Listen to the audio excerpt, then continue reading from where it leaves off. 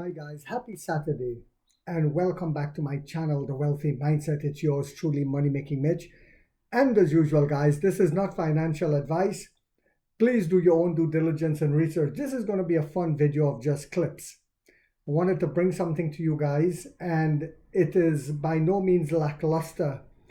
The Shanghai ports, shipping ports, saw an increase in shipping even with the tariffs. And I spoke about why in the past, because of the BRICS and because of the Belt and Road Initiative, China is exporting more even with the tariffs imposed by Donald Trump. Well, whilst all this is happening, we all know the Shanghai Auto Show is going on, and Herbert Diess was there yet again. And I truly believe this man is going to join our company. But he was there speaking to Emperor William Lee, the CEO of NIO. Take a look at the clip and then we shall continue.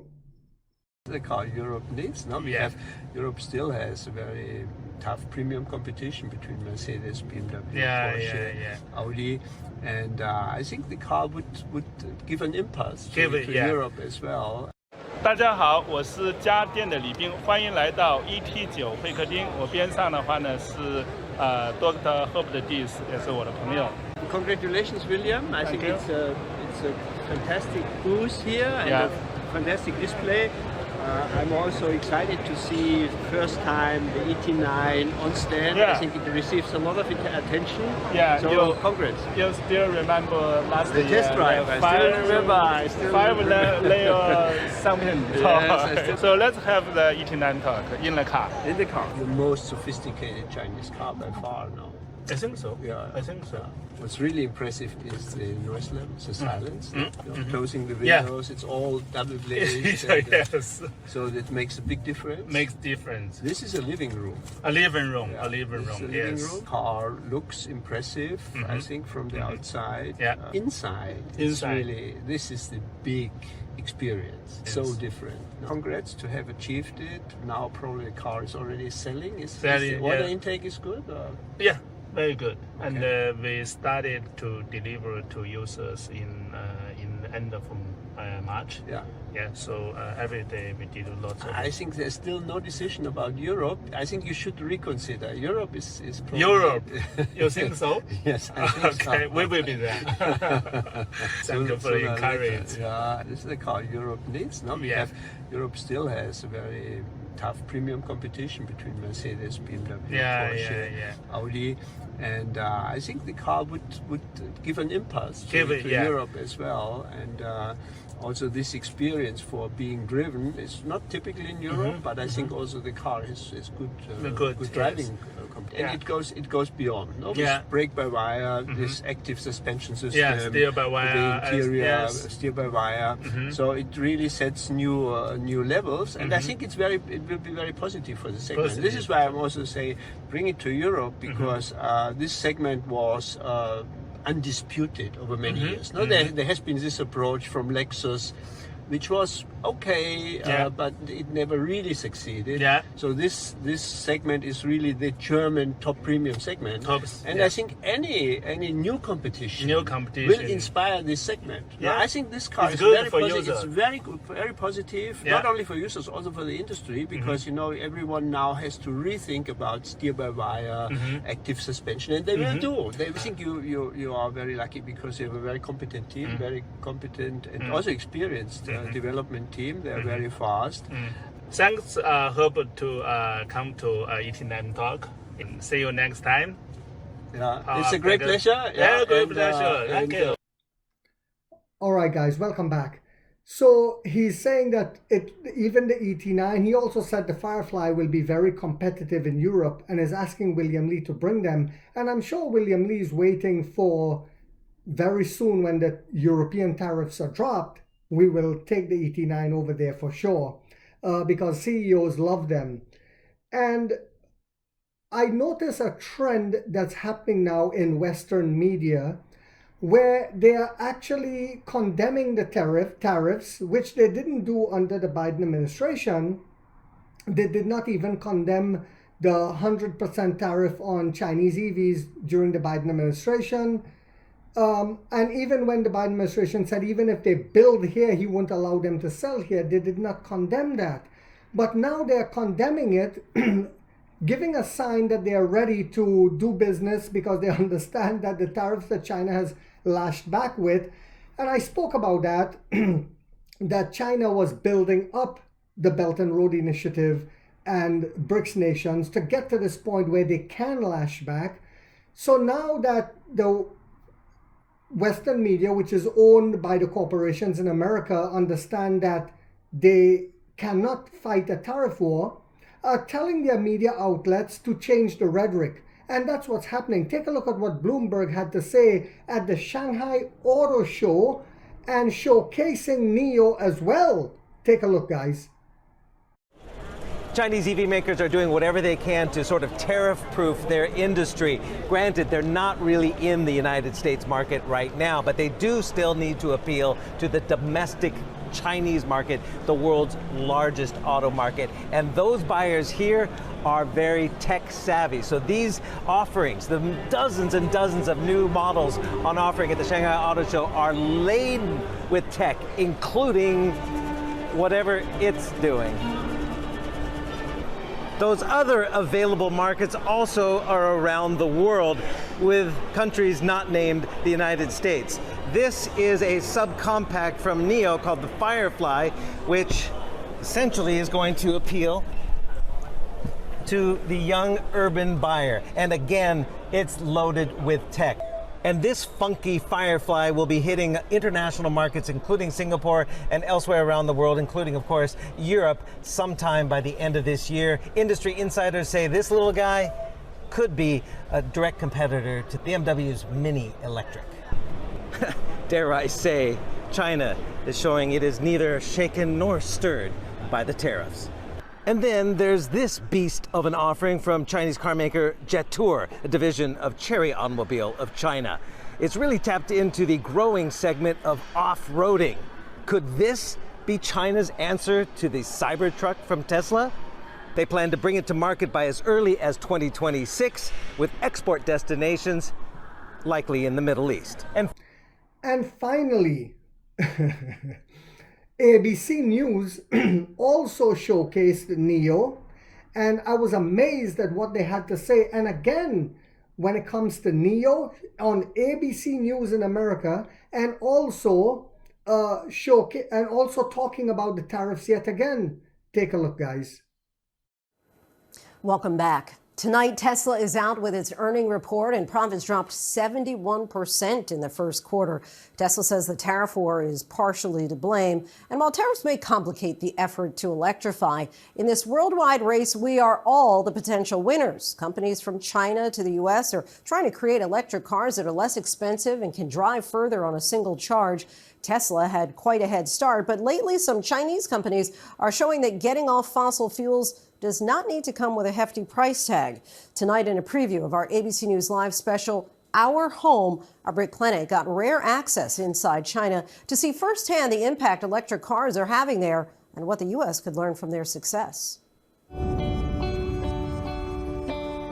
When it comes to electric vehicles, in China it feels a bit like stepping foot into the future. Slick in design and loaded with tech. On the streets of China, EVs are fast replacing their gas-guzzling counterparts. In the last 5 years, the EV industry here has skyrocketed to now 51% of the market share, while in America they account for just 7.5%. Transportation is the largest source of greenhouse gas emissions in the United States, about a third of the total emissions, according to the EPA. But electric vehicles, they leave a much smaller carbon footprint than gas-powered cars over their lifetime. China offering proof that a switch to an EV-powered future is within reach. Many here attribute the popularity of EVs to one major player in the industry. Tesla is the only non-Chinese car maker allowed to own and operate a factory here in China, but with the domestic market exploding, it now faces stiff competition. Last year, big local brand BYD overtook Tesla as the largest EV maker in the world by sales. Part of the reason Chinese brands have taken off, the entire supply chain is already here. Another big Chinese EV maker, NIO, is setting itself apart with battery swapping technology. NIO invited us to test out one of their swap stations. Instead of waiting to charge your vehicle, NIO will swap in a fully charged battery for their customers. Driving just in front of the power station now. Once you're ready, the car takes over. And it's driving on its own. Backing out and reversing into this power swap station. And I don't have to do anything. So, after less than 3 minutes, we've now got a full battery, 100%. NIO already has a network of over 3,000 swap stations across China and dozens more already across Europe. And just last month signed a partnership with Tesla's battery supplier to expand even further. To see how EVs are made in China today, NIO opened their doors to their sprawling factory complex in the eastern Chinese city of Hefei. We're told 90% of every part of the car is made within less than a mile radius, while the US has to import parts from around the world. It's a mostly automated production line. So in traditional factories, you'd see workers driving forklifts around the factory floor. Here, they have robots doing the job. And at the end, a choreography of robots doing the final inspections and humans driving it off the line. So much opportunity. Ted Lee, Vice President of Product Experience at NIO, also gives me another spin of one of their new cars with driverless capabilities. This is quite a busy road. This is a busy intersection, and the car is turning for us. Yep. The car is doing the maneuvers. Right. So there is a huge degree of trust now. Yes. But it's detecting all the cars around, it's detecting the road. Yep. And it's telling us to turn. Yes. But don't expect Chinese electric vehicles to hit American roads anytime soon. Last September, the Biden administration dramatically increased the tariff on Chinese electric vehicles to 100%. And they now would be subject to President Trump's additional reciprocal tariffs of 245%. The Trump administration has also made moves to stifle the adoption of EVs, including clawing back money for chargers and signing executive orders that will take us back to the fuel economy standards he put in place during his first term. ES6. NIO CEO William Li says he's hopeful that will change one day. We wish we can provide the best products and the service for the global users. But there are lots of geopolitical reasons you can't do that. So, but I think in the long run, in the long term, I hope we can serve the US users. Could we live in a world where everyone else is consuming Chinese EVs except for the United States? We're already seeing that. If you put up a dam on a river, it doesn't stop the water from flowing, it just reroutes it. What's happening is China's going everywhere else. Bill Russo, a former Chrysler executive who runs a Shanghai-based consultancy called Automobility, explains why American consumers may not have the same love affair with electric vehicles. We have a multi-generational habit of consuming automobiles. It serves a utilitarian purpose for most people. In China, it came along later. It's not a multi-generational habit. So the purchase consideration goes toward more technology-rich products. Is it too little too late for the US to play catch-up? If we want to win the race to the future, you've got to learn how to compete with it. And sometimes competing with it means partnering with it for a period of time. But partnership seems a ways off, especially considering how the US-China trade war has intensified in recent weeks. I guess long-term, are you protecting, your own companies and your own potential market growth? I could build a room for my child at the basement of my house. Am I protecting them from the cruel world of competition that's out there? Sure, but that's not going to make them healthy adults. You have to allow your companies to compete. Russo says that despite being a controversial figure in the United States, Elon Musk still has superhero status here in China for his role as a vanguard for electric vehicles. It's not the pioneers who ultimately profit from the end game. It's the settlers that do. The Chinese EV companies are the settlers, and they're delivering better value for the money.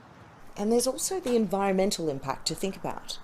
Climate scientists say the switch to electric cars will eventually help China curb its huge greenhouse gas emissions. Many are hoping the United States, another one of the world's top emitters, will also catch up. It's quite amazing how many electric vehicles you see on the road now in China. Do you imagine a world where the United States is doing the same? At the moment, and based on what I've observed, it's never comparable to this level of electrification. There's still a lot of traditional energy vehicles that are running on the US streets. All right, guys, welcome back.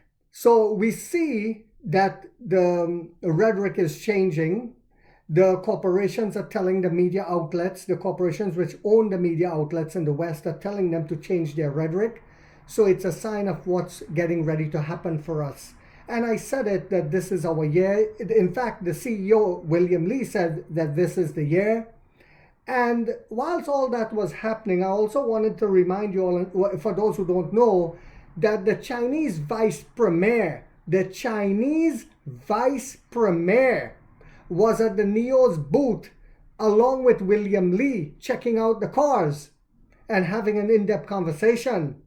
So, but we all know that the Chinese government has heavily supported NIO.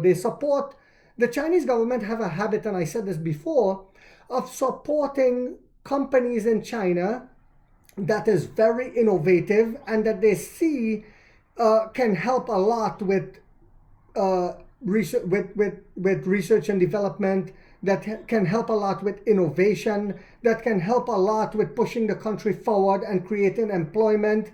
So they do that with a lot of companies. NIO is one of them that they're heavily helping.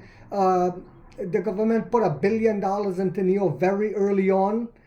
And we see provincial governments, provinces in China continues to jump in one by one and sign agreements saying that they'll help with the build out of swap stations in every province. So it's getting very exciting to see what's going to happen for us this year. This is why I never say I hope. I never use the word I hope NIO will become profitable. I hope the share price will go above $10 by the end of the year. I hope, because I look at the long-term vision. I only do hope when I visit her in New Jersey. Apart from that, I understand, I see, and I know that this company will be a behemoth, or else cattle would not have jumped in to sign partnerships with us and get into battery swapping. It is the future of gas stations. So by the end of this year, by the third quarter, a lot of the partnerships will start releasing battery swap enabled models. This is why NIO, and I did a video on that, where NIO is putting out, they're going to have extended battery swap stations in China by next year to keep up with the demand that's coming. And they're working on the 5th generation battery swap stations.